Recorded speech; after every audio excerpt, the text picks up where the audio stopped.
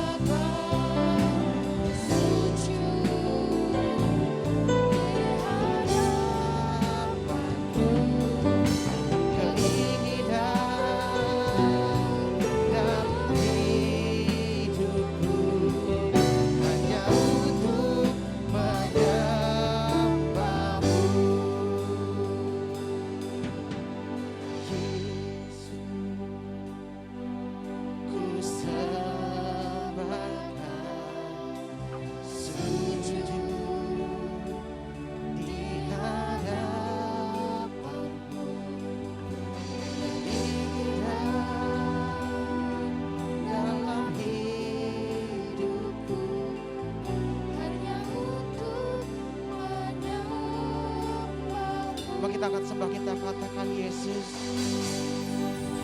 Yesus, kami sembah Kau Tuhan. Sujud di hadapan-Mu. Di hadapan-Mu. Keindahan dalam hidupku hanya untuk menyembah-Mu. Keindahan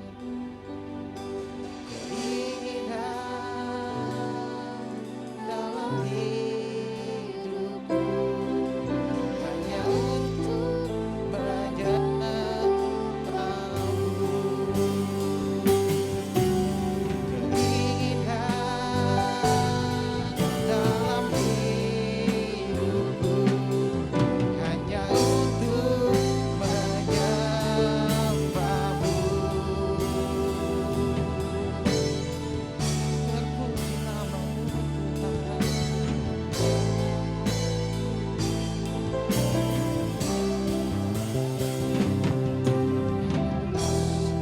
Kau yang terindah dalam hidup kami Tuhan.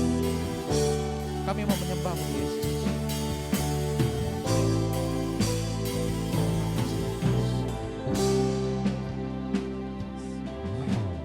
Kau yang terindah di dalam hidup ini. Tiada Allah Tuhan yang seperti Engkau.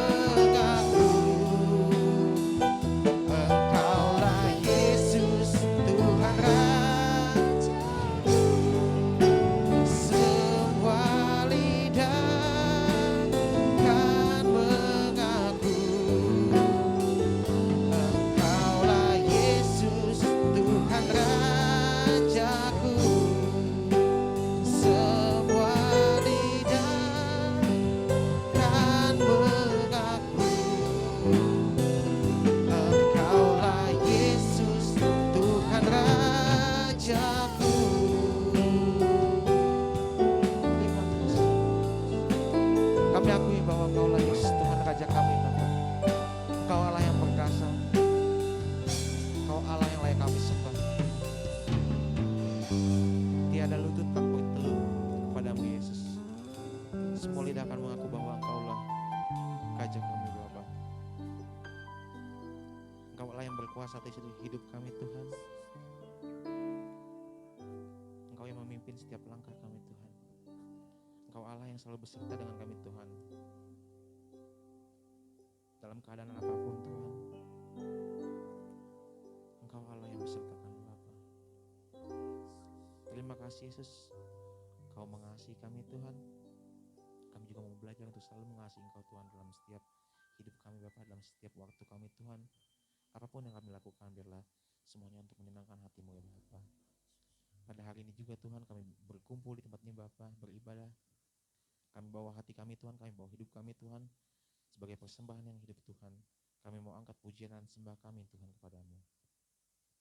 Semua untuk menyenangkan nama Bapa. Kami undang Kau hadir di tengah-tengah kami Tuhan. Biarlah Engkau disukakan oleh puji-pujian kami Bapa. Ini waktu kami serahkan ke dalam tangan-Mu Tuhan. Kiranya Engkau memimpin ibadah kami dari awal hingga pada akhirnya Tuhan. Berkati setiap kami Tuhan, Engkau yang memimpinnya Bapa. Kami serahkan doa kami ke dalam tangan-Mu ya Tuhan.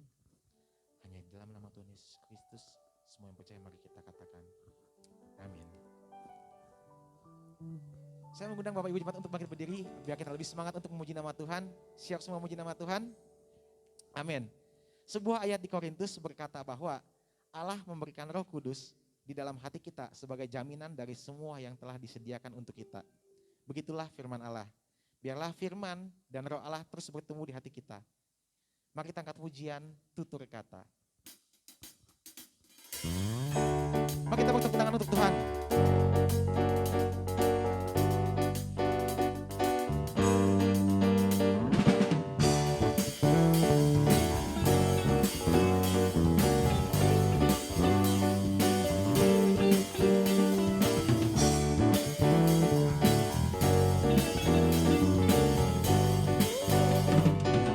Bagaikan air, bagaikan air, sirami tanah gersang, terasa sejuk, menyegarkan,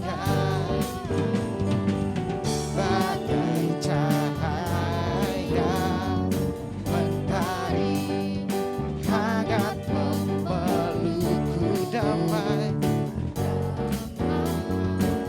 Di jiwaku lembut indah tutur katamu, terangi jalanku, menghibur hatiku, memberi pengharapan untuk selamanya sampai selamanya. Perkataanmu bertumbuh di hatiku, siang dan malam selalu ku renungkan janji-Mu yang indah, ku berjalan di dalamnya.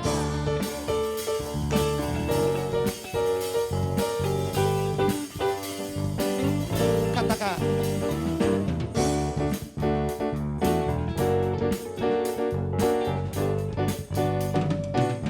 Bagai cahaya, bagai cahaya mentari, hangat memelukku damai di jiwaku. Lembut indah tutur katamu, terangi jalan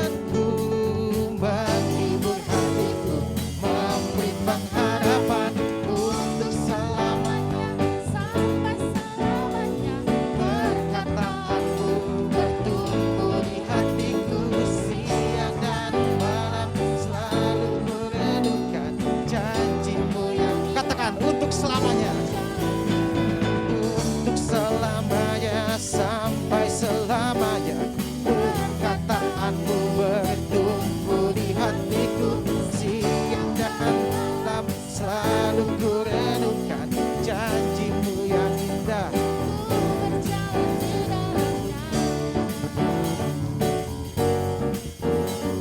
Janji-Mu yang indah, ku berjalan di dalamnya. Janji-Mu yang indah, ku berjalan di dalamnya.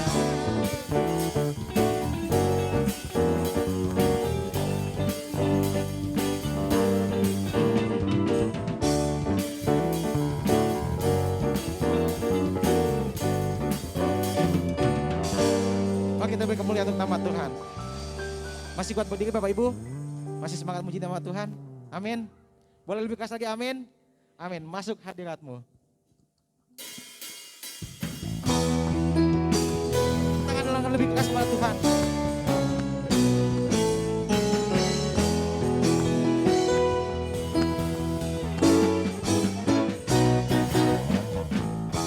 Hadiratnya dengan hati bersyukur, masuk gerbangnya dengan pujian, bermasmurlah bagi Dia, nyanyikan nyanyian baru, bersukacita sekarang menyembah Dia. Masuk hadiratnya dengan hati bersyukur, masuk gerbangnya dengan pujian, bermasmurlah bagi Dia, nyanyikan nyanyian baru, bersukacita sekarang, tinggikan Dia. Saat hati bersyukur dan jiwa pun bersuka, hadirat Allah nyata dalam pujian. Saat kami menyembah dan tanganku terangkat, Tuhan hadir dalam pujian umat-Nya. Mari kita bertepuk tangan dan lebih keras lagi.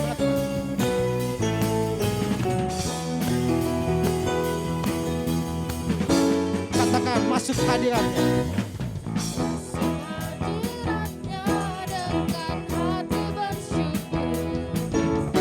Masuk gerbangnya dengan pujian, bermasmurlah bagi Dia, nyanyikan nyanyian baru, bersukacita sekarang menyembah Dia. Masuk hadiratnya. Masuk hadiratnya dengan hati bersyukur, masuk gerbangnya dengan pujian, bermasmurlah bagi Dia, nyanyikan nyanyian baru, bersukacita sekarang, tinggikan Dia. Saat hati bersyukur dan jiwa pun bersuka, hadirat Allah dalam pujian. Saat kami menyembah dan tangan pun terangkat, Tuhan hadir dalam pujian umat-Nya. Saat hati bersyukur, saat hati bersyukur dan jiwa pun bersuka, hadirat Allah nyata dalam pujian. Saat kami menyembah dan tangan pun terangkat, Tuhan hadir dalam pujian umat-Nya. Tuhan hadir dalam pujian umat-Nya. Tuhan hadir dalam pujian umat-Nya. Mari beri kemuliaan untuk nama Tuhan. Silakan duduk Bapak Ibu Saudara. Kita cukup lelah ya bernyanyi menggunakan masker, tapi biarlah api kita tetap menyala untuk pujian nama Tuhan. Amin. Amin. 10 hari lagi kita akan memperingati hari Pentakosta. Bapak Ibu udah tahu ya semuanya ya. Yaitu memperingati pencurahan Roh Kudus atas kita. roh yang telah dijanjikan ketika Yesus naik ke surga, yaitu seorang penolong yang hidup. Mari setiap saat kita buka hati kita untuk roh Allah yang hidup menjamah kita. Berserah dalam hadirat Allah agar Dia yang bekerja dalam hidup kita. Mari kita siapkan hati kita untuk menerima firman Tuhan. Kita angkat pujian Roh-Mu yang hidup.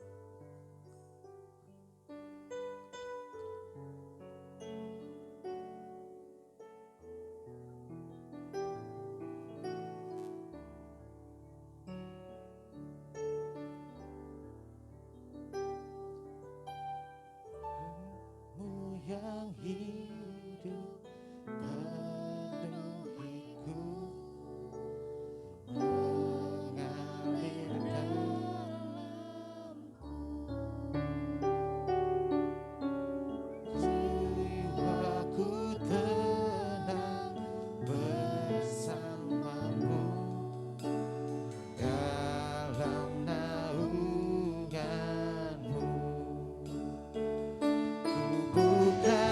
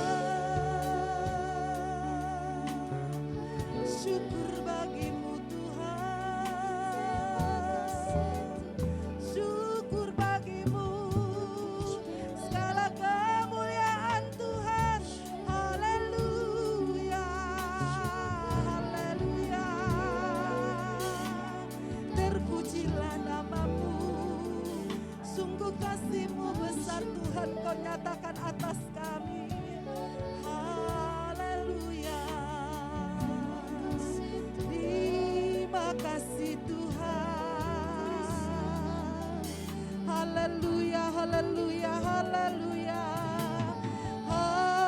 haleluya. Terima kasih Bapa, terima kasih Roh Kudus. Terpujilah Tuhan Yesus, haleluya, haleluya. Terima kasih Tuhan, terima kasih Bapa. Kami membuka hati kami Tuhan. Kami membuka kuasa-Mu nyata atas hidup kami.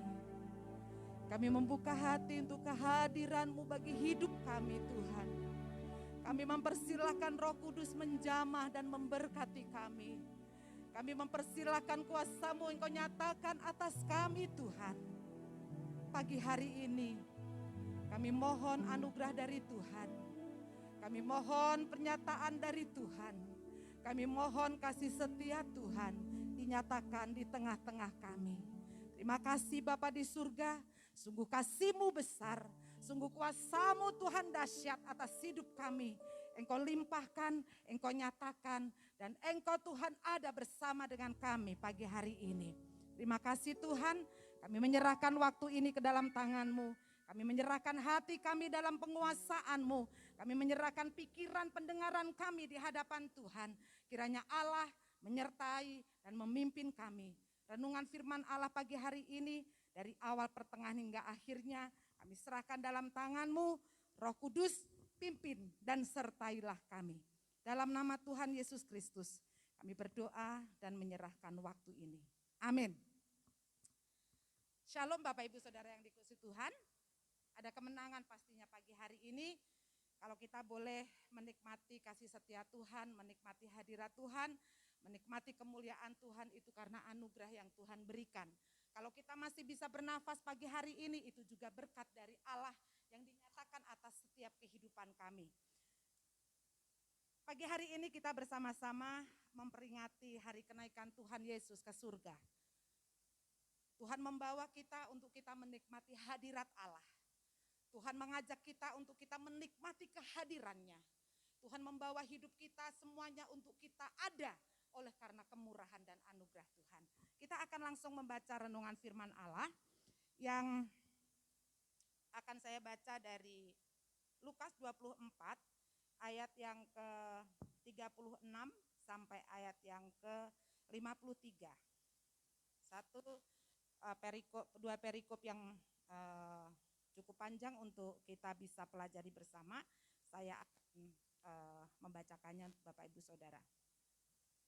Yesus menampakkan diri kepada semua murid. Dan sementara mereka bercakap-cakap tentang hal-hal itu, Yesus tiba-tiba berdiri di tengah-tengah mereka dan berkata kepada mereka, "Damai sejahtera bagi kamu." Mereka terkejut dan takut dan menyangka bahwa mereka melihat hantu. Akan tetapi ia berkata kepada mereka, "Mengapa kamu terkejut dan apa sebabnya timbul keraguan-raguan di dalam hati kamu? Lihatlah tanganku dan kakiku. Aku sendirilah ini. Rabalah aku dan lihatlah. Karena hantu tidak ada daging dan tulangnya, seperti yang kamu lihat ada padaku."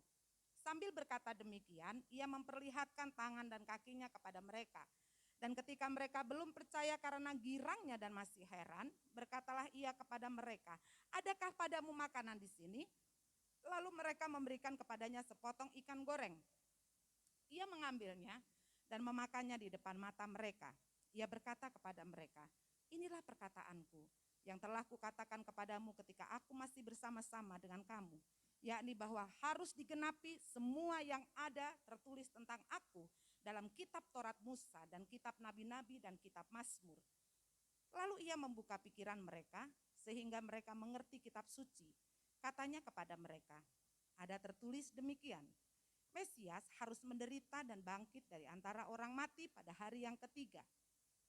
Dan lagi, dalam namanya berita tentang pertobatan dan pengampunan dosa harus disampaikan kepada segala bangsa, mulai dari Yerusalem.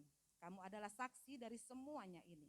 Dan aku akan mengirim kepadamu apa yang dijanjikan Bapakku, tetapi kamu harus tinggal di dalam kota ini sampai kamu diperlengkapi dengan kekuasaan dari tempat tinggi."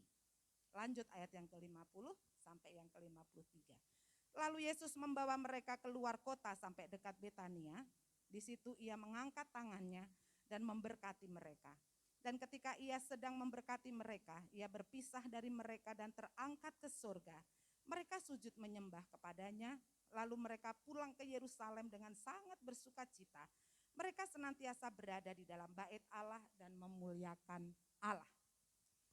Bapak Ibu Saudara yang dikasihi Tuhan, kenaikan Yesus Kristus adalah peristiwa yang terjadi 40 hari setelah kebangkitan Yesus, di mana kenaikannya ke surga disaksikan oleh murid-muridnya. Kenaikan Yesus ke surga itu merupakan rangkaian peristiwa yang tidak terpisahkan dari peristiwa-peristiwa sebelumnya, yaitu kelahiran, kemudian kematian, kebangkitan. Peristiwa ini menjadi satu mata rantai yang tidak bisa dipisahkan satu dengan yang lain. Kelahiran Tuhan di tengah dunia tidak akan ada gunanya jika ia tidak mengalami kematian. Demikian juga dengan kematian, bahkan ketika Yesus mati, dia turun ke dalam kerajaan maut. Ini tidak berarti bahwa jika Tuhan tidak pernah dibangkitkan dari antara orang mati, kebangkitan Tuhan Yesus tidak ada faedahnya jika ia tidak mengalami kenaikan ke surga. Jadi ada satu mata rantai, ada satu keterkaitan satu sama lain dari kelahiran, kematian, kebangkitan, dan kenaikan Yesus ke surga. Saat Yesus naik ke surga, ada dalam tanda kemenangan yang sempurna di dalam dunia ini. Dan ini menjadi satu rangkaian yang tidak terpisahkan. Bagaimana Yesus diutus oleh Bapa di surga, lahir, mati, bangkit, dan dia kembali kepada Bapa di surga. Dalam Lukas 24 ayat 36 sampai 53, teks bacaan ini mengisahkan tentang penampakan Yesus di tengah-tengah muridnya. Ada banyak peristiwa yang terjadi sebelumnya. Bagaimana Tuhan menampakkan diri setelah kebangkitannya. Kitab Lukas ini menjadi kitab spesial karena dari keempat kitab yang ada di dalam Injil, hanya kitab Lukas yang memuat tentang kenaikan Tuhan Yesus ke surga. Ini menjadi sesuatu yang sangat spesial bagi Dr. Lukas yang saat itu menuliskan surat ini. Ada beberapa hal yang menjadi penekanan di dalam perikop tadi, yaitu bahwa Yesus memberi semangat dan harapan besar kepada para murid. Saat Yesus sudah mengalami kebangkitan dan Yesus naik ke surga, ketika dia mau naik ke surga, dia memberikan satu pemahaman dan dia memberikan semangat kepada murid-muridnya untuk dia memiliki pengharapan di hadapan Tuhan. Kemudian hal yang lain yaitu penekanannya adalah tentang penggenapan kehadiran dia sebagai Mesias harus mengalami penderitaan dan bangkit lagi. Ini sebuah realita yang tidak bisa ditunda. Ini sebuah realita yang harus terjadi dan itu sudah terjadi dialami oleh Yesus. Hal lainnya adalah penekanannya adalah tugas para murid adalah memberitakan warta tentang pertobatan dan pengampunan dosa untuk seluruh bangsa. Dan itu sampai hari ini adalah menjadi tugas saya dan Bapak Ibu Saudara sekalian. Jadi bagaimana Yesus memberikan satu semangat dan pengharapan kepada murid-muridnya sebelum dia naik ke surga. Kemudian dia menekankan bahwa penggenapan kehadiran dia sebagai Mesias itu harus mengalami penderitaan. Dan itu terjadi ketika Yesus mati di kayu salib. Yesus mengalami satu cercaan, hinaan, penderitaan yang sangat luar biasa. Dan sampai pada akhirnya ketika Yesus sebelum dia naik terangkat ke surga, dia mengatakan bahwa tugasmu adalah memberitakan warta tentang pertobatan dan pengampunan dosa kepada seluruh bangsa. Dan itu mutlak Bapak Ibu. Tugas yang tidak bisa kita hindari saat ini. Peristiwa-peristiwa yang tidak bisa kita hindari yang sudah diperlihatkan dan sudah disajikan, yang sudah terjadi, dialami oleh Yesus. Dan itu menjadi satu sejarah yang sangat luar biasa sampai hari ini kita sebagai umat Allah memperingatinya. kayak hal yang gampang ya. Oh iya, setiap bulan Desember ada peringatan kelahiran Yesus atau Natal. Kemudian ada kematian, kemudian ada kebangkitan, kemudian ada kenaikan. Itu menjadi sesuatu yang biasa, yang sepertinya lumrah-lumrah saja. Tetapi ketika kita memaknai arti sebuah mata rantai atau rangkaian yang sudah terjadi, bagaimana Bapa di surga memberikan duta, mengirimkan dutanya yaitu Yesus Kristus untuk lahir ke dunia, untuk mati bagi dosa kita semuanya, kemudian bangkit memberikan satu sukacita dan pengharapan kepada kita. Waktunya Bapa menarik kembali atau memanggil kembali Yesus Kristus untuk kembali ke tempat yang sudah disediakan. Dan Yesus Kristus naik ke surga, membawa satu pengharapan kepada setiap kita, orang-orang yang percaya kepada Tuhan. Dari bacaan yang sudah kita baca tadi, kita boleh melihat beberapa hal yang menarik yang akan kita renungkan hari ini Bapak Ibu. Bagaimana kita memaknai sebuah kenaikan Yesus ke surga, itu bukan hanya semata-mata menjadi sesuatu yang biasa-biasa saja. Rutin setiap tahun ada peringatan kenaikan Yesus, kemudian 10 hari setelah itu ada pencurahan Roh Kudus.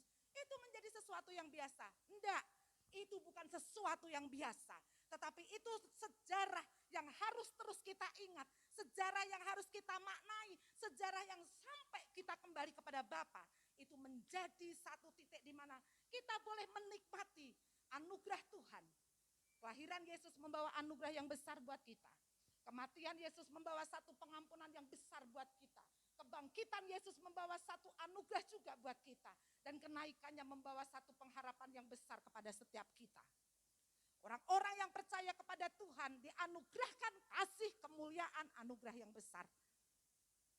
Hal-hal menarik yang akan kita pelajari dari rentetan bacaan firman Allah tadi adalah yang pertama adalah tentang panggilan hidup. Kesaksian Lukas tentang panggilan hidup untuk bersaksi berlaku bagi kita saat ini Bapak Ibu. Kita adalah saksi Kristus di tengah dunia yang saat ini mengalami berbagai macam persoalan dan tantangan. Tidak sedikit tantangan yang terjadi di dunia ini. Kalau kita boleh melihat bagaimana bencana terjadi di mana-mana, kita di negara kita atau bangsa-bangsa lain mengalami penyakit, mengalami krisis ekonomi, mengalami krisis politik, mengalami krisis kesehatan dan lain sebagainya. Semuanya ada, semuanya terjadi dan itu menjadi satu rentetan di mana dunia, di tengah dunia ini mengalami berbagai macam persoalan dan tantangan. Kita belum memikirkan dunia ya, kita masih lingkup kecil mikirin keluarga, lingkup yang lebih gede mikirin gereja, lingkup yang gede lagi mikirin di mana kita bekerja. Belum seberapa. Tetapi apa yang terjadi di dunia ini menjadi satu hal yang diperlihatkan bahwa di dunia ini saat ini sedang mengalami banyak hal yang sedang terjadi. Hal yang mendasar yang menjadi panggilan hidup kesaksian kita adalah kita dituntut oleh Allah bagaimana sikap hidup sebagai orang Kristen sesuai dengan firman Allah. Bagaimana kita menjadi anak-anak Tuhan, bisa menunjukkan sikap kekristenan kita, sikap iman kita di hadapan orang-orang yang ada di dunia ini yang belum mengenal Tuhan sesuai dengan firman Allah. Hidup kita ini menjadi cermin yang berjalan. Kita menjadi kaca yang berjalan. Benar saja bisa disalahkan, apalagi salah.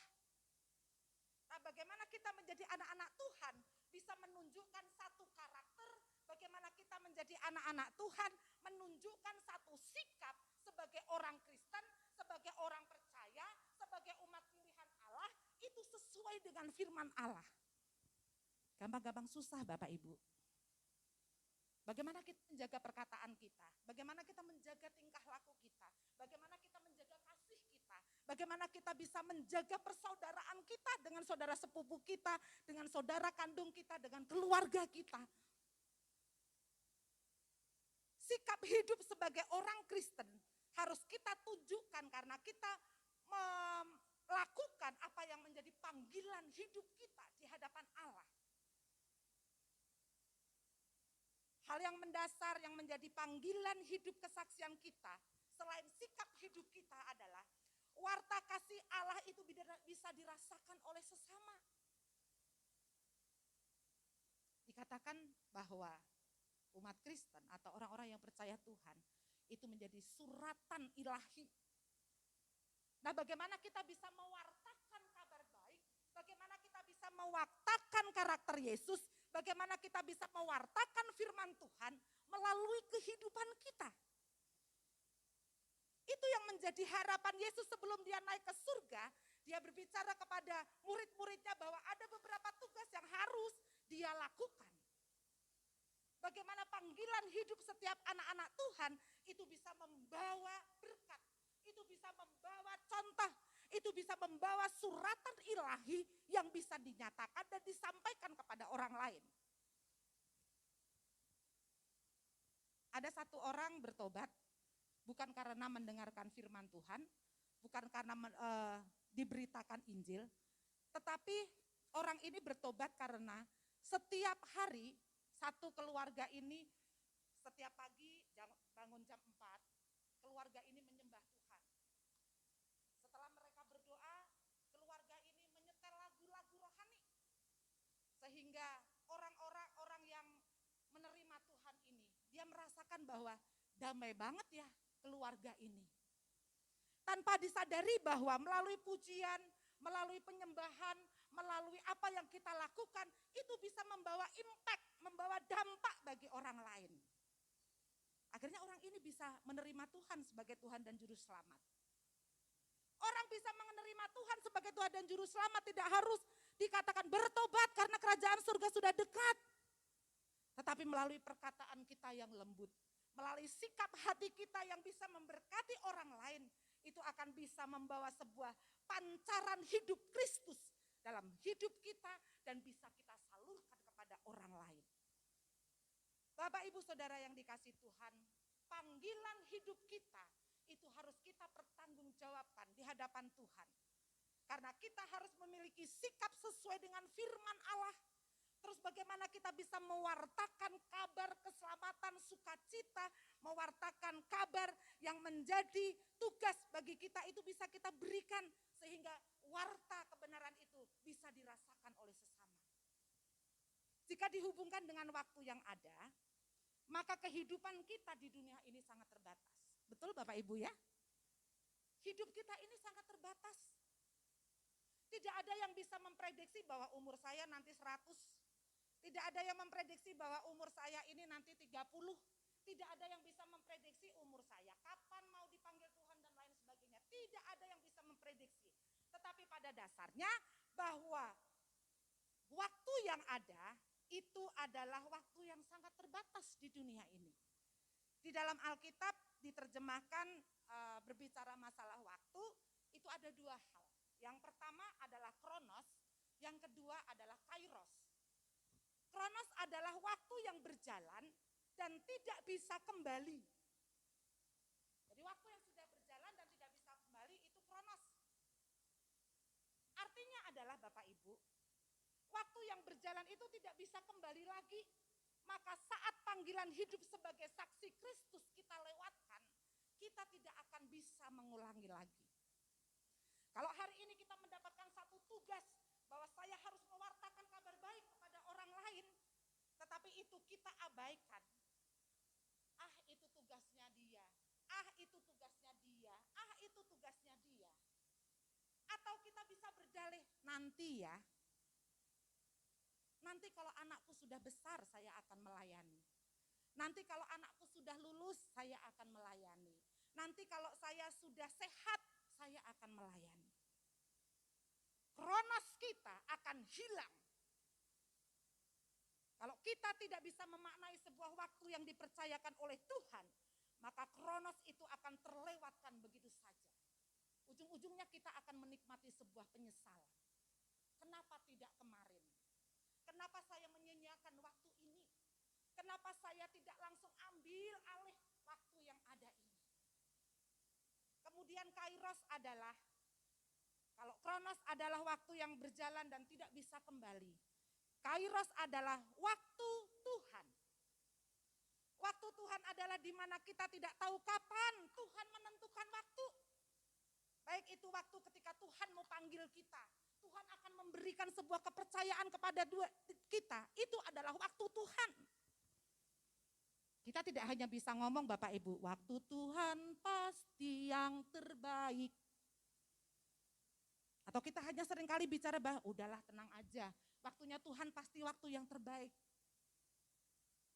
Bapak Ibu Saudara yang dikasih Tuhan, kalau kita tidak bisa memaknai hal-hal yang dipercayakan oleh Tuhan, maka panggilan hidup kita itu akan menjadi panggilan hidup yang sia-sia. Itu sebabnya ketika Yesus mau terangkat ke surga, dia berpesan kepada murid-muridnya bahwa ada beberapa penekanan bahwa kamu harus mempunyai pengharapan, kamu harus tetap semangat, kalian harus tahu bahwa aku dipercayakan menjadi duta oleh Bapa di surga, aku harus mengalami satu penderitaan. Waktu ini adalah sebuah kesempatan yang tidak bisa kita ulang kembali. Maka saat masih ada waktu, dengarkanlah panggilan hidup kita untuk bersaksi dan melayani Tuhan. Gampang-gampang susah Bapak Ibu. Dimanapun kita berada, biarlah kita boleh melayani Tuhan dan memaknai panggilan yang kita miliki, yang dipercayakan oleh Tuhan untuk kita bersaksi dimanapun kita berada. Bersaksi keanugerahan Tuhan, bersaksi tentang kebaikan Tuhan, bersaksi tentang mujizat Tuhan, bersaksi tentang keagungan dan kedahsyatan Tuhan yang kita puja dan kita sembah. Hal kedua yang kita pelajari dan menarik dari renungan yang kita baca bersama-sama tadi.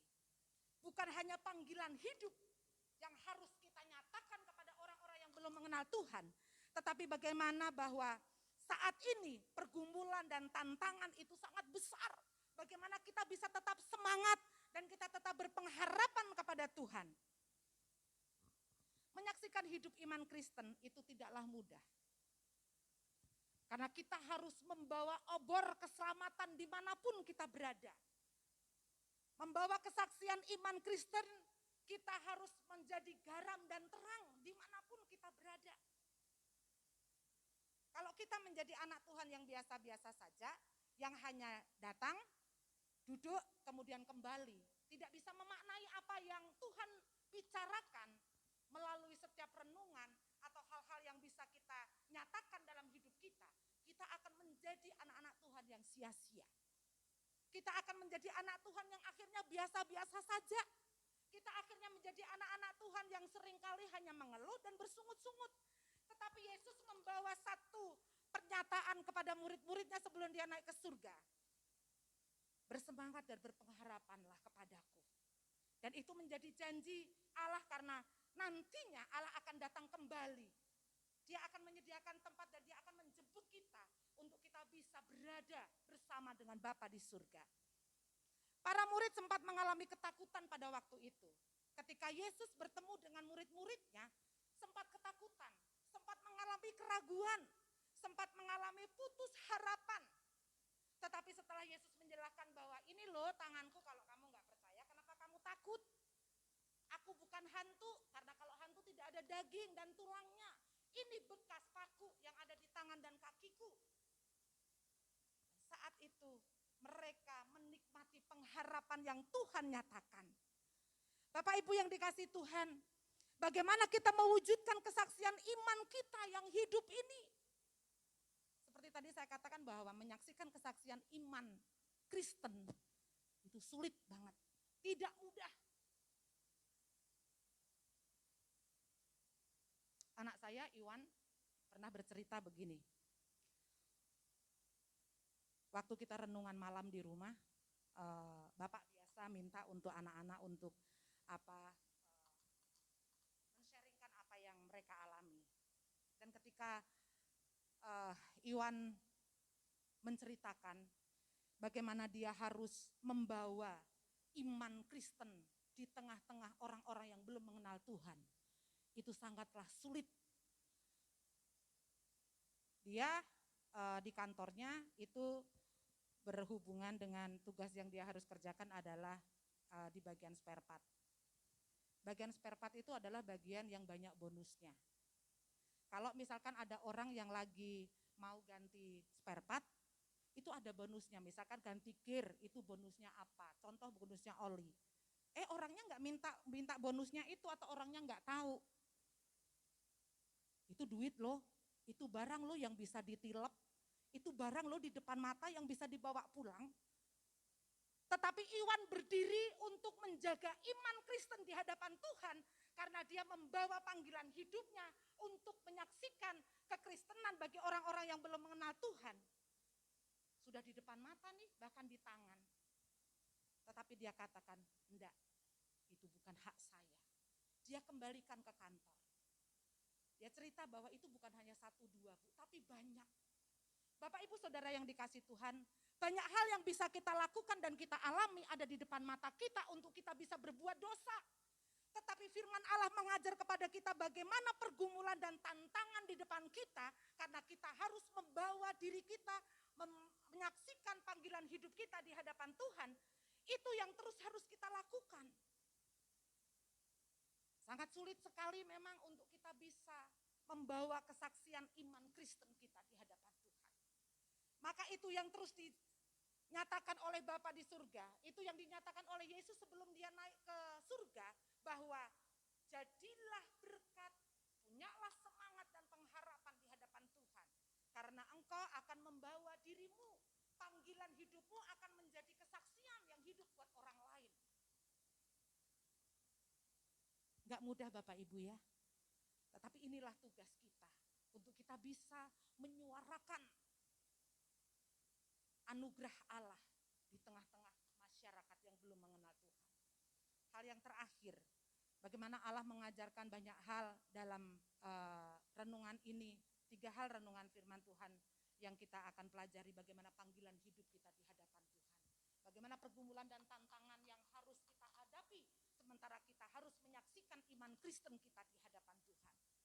Dan bagaimana kita menjadi anak-anak Tuhan, sementara Yesus membawa dirinya untuk dia kembali ke surga.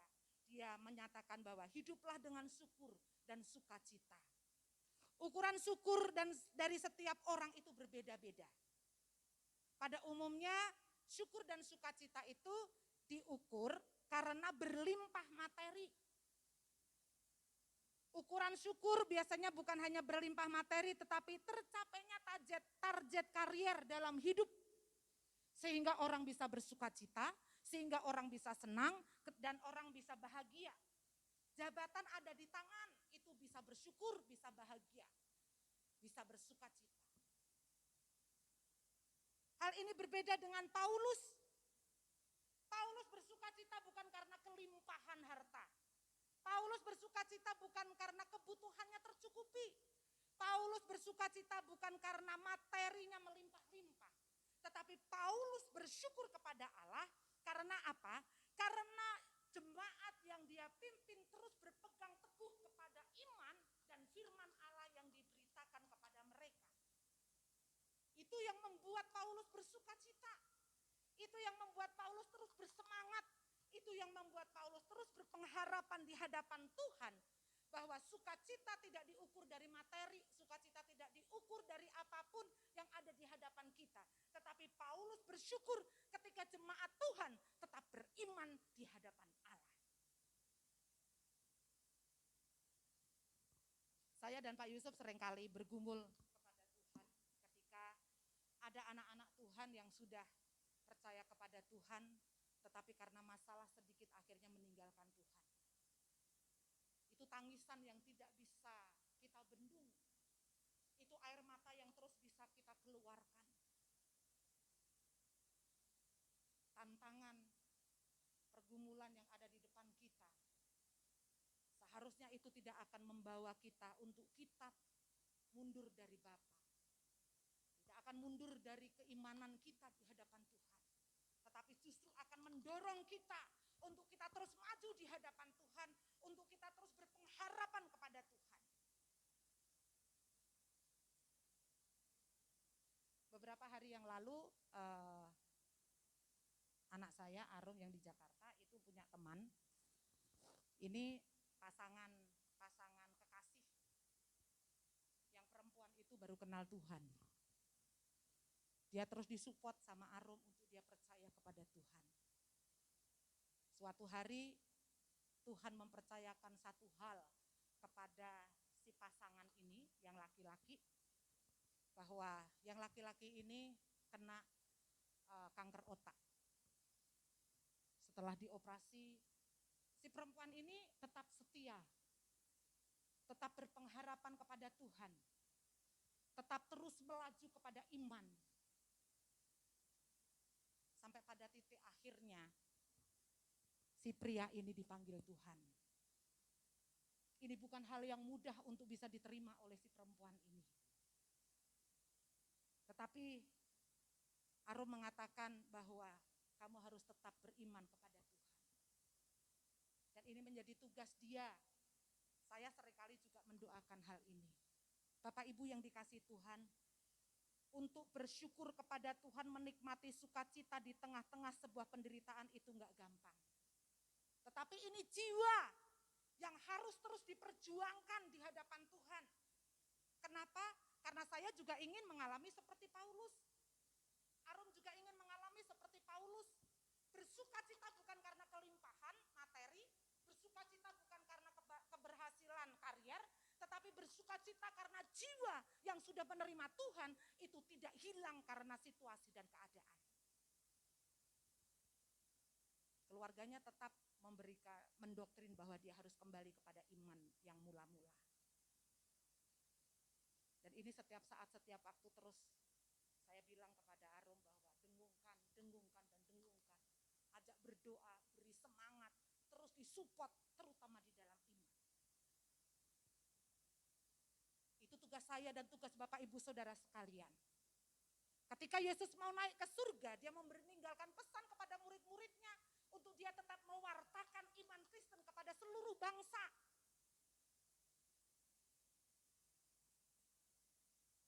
Sejauh mana kita bisa ambil bagian ini, Bapak Ibu? Mewartakan kabar baik kepada orang-orang yang ada di sekitar kita. Dari 3 hal di atas, kiranya kita dapat menyongsong Pentakosta 10 hari ke depan untuk kita menikmati pencurahan Roh Kudus. Kita menikmati kehadiran Roh Kudus dalam hidup kita. Kita menikmati jamahan Roh Kudus dalam hidup kita. Dan kita bersyukur dengan kenaikan Tuhan Yesus ke surga. Semakin menyemangati kita, semakin memantapkan langkah iman kita di dalam mewujudkan komitmen hidup kita untuk bersaksi. Ini menjadi PR kita bersama. Kenaikan Tuhan Yesus membawa satu anugerah yang besar buat kita. Kenaikan Tuhan Yesus ke surga menjadi kesempatan kita untuk memanfaatkan waktu yang ada dengan melakukan tugas dan panggilan hidup yang melekat sebagai pengikut Kristus dan bersaksi dan melayani. Banyak pergumulan dan tantangan yang harus dihadapi dalam mewujudkan kesaksian iman di dalam Tuhan. Tetapi bersama dengan kehadiran Kristus dalam hidup kita, maka Tuhan yang akan memampukan untuk kita bisa menghadapi tantangan dan pergumulan itu. Rasa syukur dan sukacita di dalam Tuhanlah yang akan menjadi komitmen dalam mewujudkan kesaksian dengan tidak berputus asa dan membawa perubahan sikap di dalam hidup kita. Baik itu melalui perkataan, baik itu melalui tindak laku kita, baik itu melalui pemikiran kita. Allah akan menjamah dan memberkati kita. Supaya kenaikan Tuhan ke surga tidak sia-sia buat hidup kita. Tetapi saat dia kembali nanti, dia akan membawa kita. Dan kita akan ditempatkan kepada tempat di mana Tuhan sudah sediakan. Sebagai janjinya, ketika dia naik ke surga dan dia turun, akan membawa kita kembali untuk bersama dengan dia di surga. Renungan firman Allah pagi hari ini akan membawa kita kepada satu pengharapan. Bagaimana kita terus akan menggunakan setiap kesempatan, menggunakan waktu yang ada, mempertaruhkan iman kekristenan kita di hadapan Tuhan. Dan kita selalu menjadi orang yang bersyukur dan bersukacita di hadapan Allah. Untuk kita bisa memaknai kehadiran Roh Kudus dalam hidup kita. Tuhan Yesus memberkati. Kita akan menyanyikan satu lagu refnya saja, Ku buka hati untuk jamahanmu. Biarlah ini menjadi satu komitmen kita bersama, bahwa anugerah Allah yang akan memampukan setiap kita untuk kita bisa membuka hati kita. Tanpa jamahan Tuhan, tanpa anugerah Tuhan, kita tidak bisa melakukan apapun. Kita tidak bisa menikmati penyertaan Tuhan apapun. Tetapi saat ini kita mau membuka hati kita.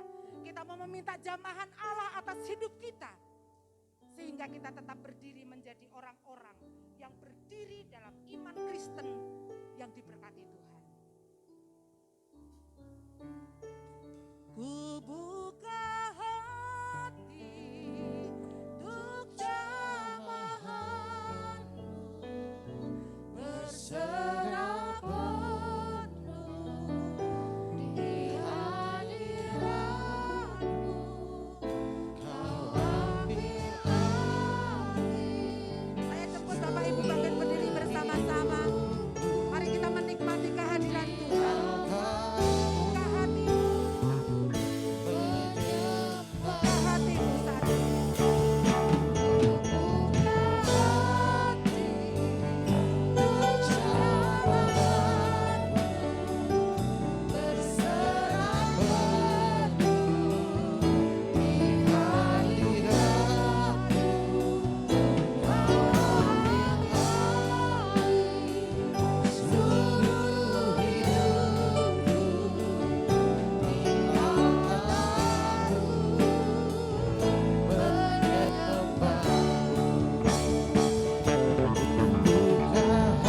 mari kita membuka hati kita di hadapan Tuhan.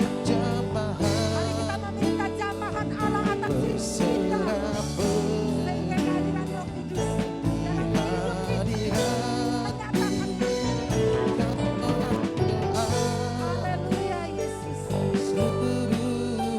Inilah hidupku Tuhan.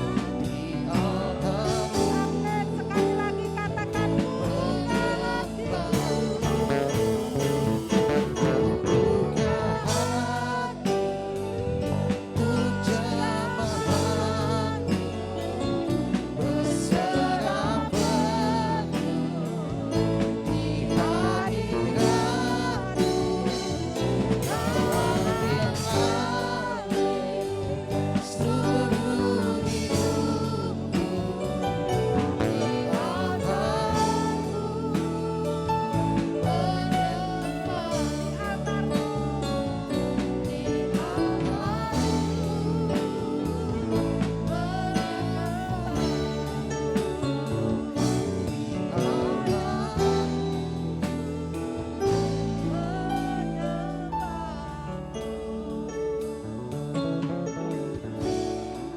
Haleluya, haleluya, haleluya. Terima kasih Tuhan. Dengan kasih Kristus, Pak Yusuf akan berdoa untuk firman Tuhan pada pagi hari ini.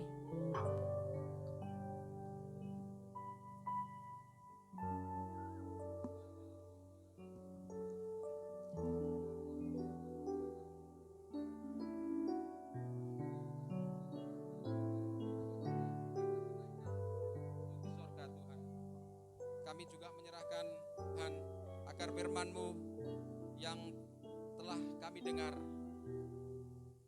bukan hanya sekedar kami mendengar, tetapi boleh kami melakukannya. Terima kasih Bapa, terima kasih. Kiranya Tuhan, kami boleh memaknai kenaikan Isa Al-Masih dalam panggilan hidup kami. Tugas-Mu sudah selesai. Dan sekarang Tuhan, Engkau memberitakan kepada kami, memerintahkan kepada kami untuk menjadi saksi di tengah-tengah orang-orang yang belum percaya kepadamu. Maka biarlah Tuhan tugas panggilan ini boleh kami laksanakan setiap waktu dan setiap hari. Mumpung masih ada waktu, kami memiliki waktu yang Tuhan telah berikan kepada kami. Kami boleh menghargainya waktu ini.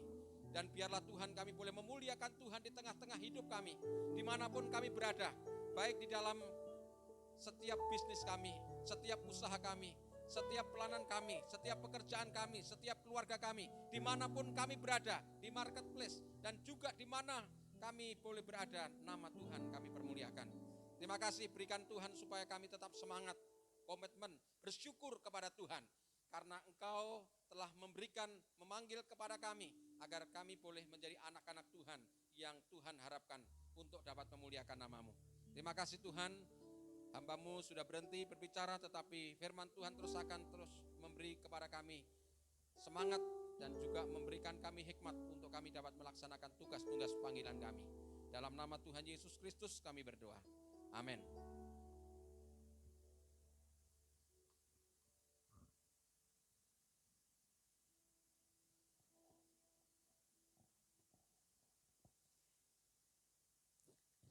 Kepada rekan-rekan pelayan yang telah melayani hari ini, saya menghaturkan banyak terima kasih kepada Bu Rina yang telah menyampaikan firman Tuhan, WL, singer, para pemain musik yang menolong LCD, tim tamborin. Saya mengucapkan terima kasih buat pelayanan hari ini. Jemaat yang dikasihi Tuhan, mulai besok kita akan menyelenggarakan doa dalam rangka menantikan pencurahan Roh Kudus di tempat ini. Besok kita mulai pukul 17 sampai hari Sabtu pukul 17. Hari Minggunya kita melaksanakan doa tersebut pukul 16. Jadi kita gabung dengan ibadah yang seperti biasa. Untuk kegiatan doa 10 hari dalam rangka menantikan pencurahan Roh Kudus, agar kita diperlengkapi dengan kekuasaan dari tempat yang lebih tinggi saat kita menjalani kehidupan termasuk melayani. Saya meminta kebaikan Mas Hartono untuk mengkoordinir acara tersebut. Bapak Ibu yang dikasihi Tuhan, pengumuman yang terakhir, Minggu kita akan menyelenggarakan 2 kali ibadah. Jadi jangan memiliki pemikiran karena kali ini sekali ibadah, maka Minggu juga sekali, tidak seperti itu. Minggu kita akan menyelenggarakan 2 kali ibadah. Yang pertama pukul 9, yang kedua pukul 16. Untuk itu seusai ibadah ini, sidang jemaat dapat mendaftar secara langsung kepada Saudari Devi atau mendaftar via WhatsApp kepada nomor gereja yang telah diinformasikan oleh Saudari Devi. Demikian pengumuman yang saya sampaikan kepada sidang jemaat. Saya yakin dan berharap esok sidang jemaat akan antusias berdoa bersama-sama menantikan pencurahan Roh Kudus agar hidup kita dikuasai dan dipimpin oleh Roh Kudus. Pada akhirnya saya mengajak sidang jemaat untuk bangkit berdiri. Kita menyanyikan pujian Bila Selama Ini.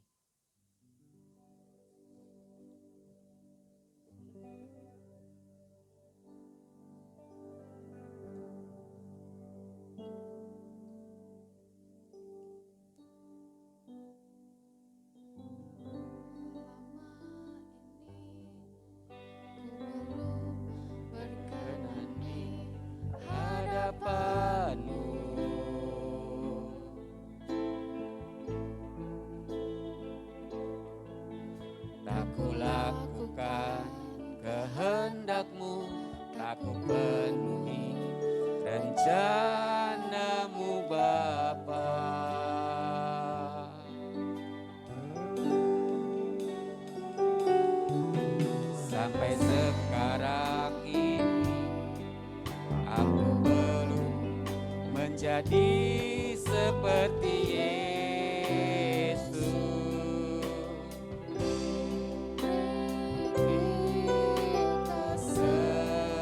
Kesempatan di sisa waktuku kau ubahkan.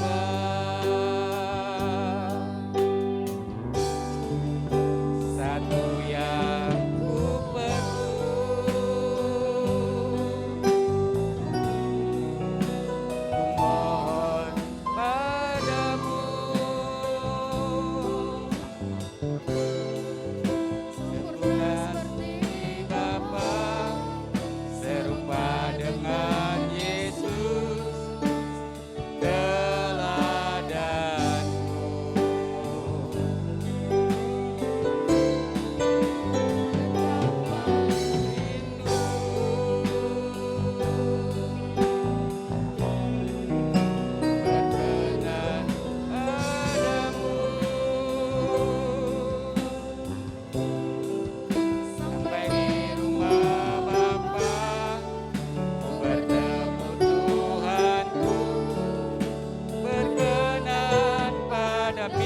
selama ini Tuhan.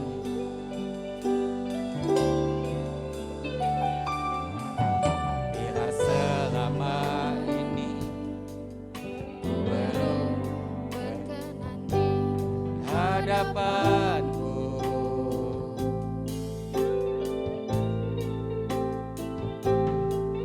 tak kulakukan kehendakmu, tak ku penuhi rencanamu Bapa.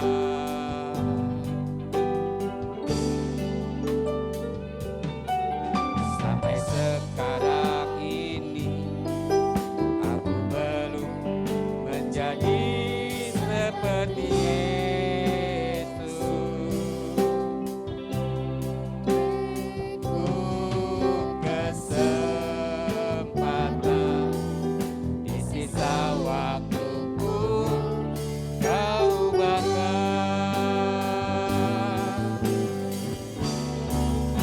Satu yang ku perlu,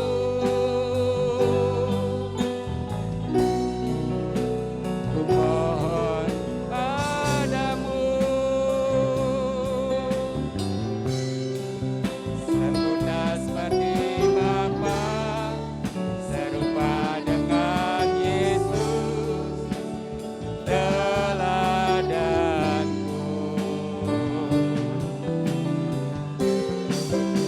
Betapa rindu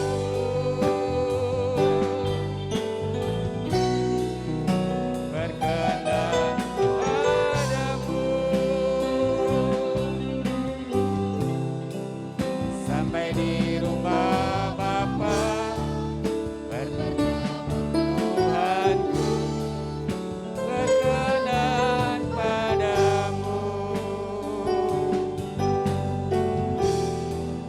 sampai di rumah Bapa ku bertemu Tuhanku, berkenan padamu.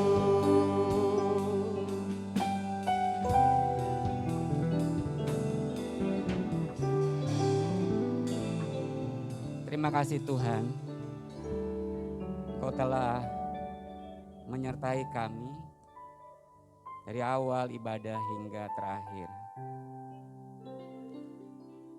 Engkau telah menolong kami melalui ibadah yang kami selenggarakan hari ini, agar kami terus-menerus menjadi serupa dengan Engkau. Itulah yang kami mohonkan senantiasa kepadamu Tuhan setiap saat, agar kami menjadi serupa denganmu, sehingga saat bertemu denganmu Tuhan, kami dalam keadaan kondisi berkenan kepadamu. Hamba terus percayakan anak-anakmu di tempat ini, hari demi hari, selalu berada dalam perlindungan dan penyertaan-Mu, sehingga mereka suatu saat kelak bisa menjadi serupa denganmu Tuhan. Bukan hanya untuk anak-anakmu, hamba mohonkan juga untuk bangsa dan negara kami, agar suatu saat kelak takut akan Engkau dan serupa dengan Engkau Tuhan. Untuk itu hamba kembali menyerahkan seluruh perjalanan dan perjuangan bangsa kami. Engkau memakai para pemimpin kami dari tingkat tertinggi hingga tingkat terendah, menolong mereka satu sama lain, saling bersinergi, saling bekerja sama, sehati sepikir, berjuang bersama-sama untuk memajukan bangsa Indonesia. Tuhan, memohonkan segala situasi semuanya berada dalam kondisi kondusif, baik area politik, sosial, budaya, ekonomi, seluruhnya Tuhan. Hamba mohonkan berada di bawah pengendalian-Mu, sehingga situasi yang terbaik dapat dirasakan, dialami oleh bangsa kami. Tuhan, kami terus mempercayakan ke dalam tangan-Mu pelaksanaan vaksinasi. Engkau mencukupkan jumlah vaksin yang dibutuhkan oleh bangsa kami, Engkau menolong pendistribusiannya tiba di pelosok daerah dengan baik. Engkau menolong mencukupi jumlah tenaga vaksinator, dan Engkau memakai vaksin yang dipakai oleh bangsa kami memiliki keampuhan dan kemanjuran, sehingga laju penularan COVID-19 dapat terbendung, sehingga kekebalan komunitas yang kami harapkan terwujud karena pertolongan-Mu Tuhan. Hamba juga menyerahkan seluruh anak-anak-Mu, jemaat-Mu di tempat ini, satu persatu. Engkau memberkati rumah tangga mereka, Engkau memberkati usaha yang mereka rintis, Engkau memberkati pekerjaan yang mereka lakukan, Engkau memberkati kehidupan studi buat anak-anak-Mu yang masih studi. Engkau memberkati anak-anak-Mu yang sedang memiliki persoalan dan pergumulan, sehingga melalui kebaikan-Mu Tuhan, mereka dapat mengatasi dengan tenang setiap persoalan dan pergumulan yang dialami hari ini. Dan Engkau memampukan mereka, anak-anak-Mu di tempat ini, melewati persoalan pergumulan tersebut dengan baik. Memohonkan berkat buat para pelayan-Mu yang telah melayani pada hari ini. Engkau memberkati pemberita firman Tuhan, WL Singer, pemain musik tim tamborin, dan rekan yang mengoperasikan LCD.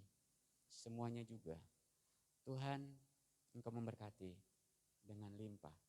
Setiap pergumulan yang mereka alami, Engkau juga menolong, sehingga di tengah-tengah pergumulan yang mereka alami, kasih dan kebaikan-Mu tetap terasa dalam kehidupan mereka. Tuhan, pada kesempatan ini juga kami berterima kasih karena kebajikan dan kemurahan-Mu, Om Tek Chai dapat dioperasi dengan baik.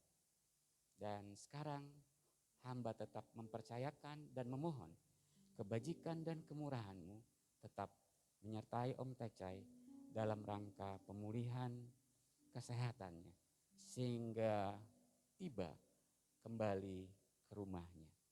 Mempercayakan juga pemeliharaan Om Tekong dan Om Meli ke dalam tangan-Mu dalam usia lanjutnya. Tuhan, kami tahu Engkau pemilik kehidupan dan Engkau Allah yang memiliki rencana yang selalu baik. Hamba percayakan ke dalam tangan-Mu, Om Meli dan Om Tekong. Sekarang sidang jemaat, mari kita arahkan mata rohani kita memandang kepada Tuhan yang siap memberikan berkat kepada kita. Untuk itu pulanglah dan terimalah berkat dari Tuhan. Tuhan memberkati engkau dan melindungi engkau. Tuhan menyinari engkau dengan wajah-Nya dan memberi engkau kasih karunia. Tuhan menghadapkan wajah-Nya kepadamu dan memberi engkau damai sejahtera. Kasih karunia dari Tuhan Yesus Kristus, kasih sayang Allah Bapa, serta persekutuan dengan Roh Kudus menyertai kita dari hari ini hingga Maranatha, Tuhan Yesus datang kembali. Amin.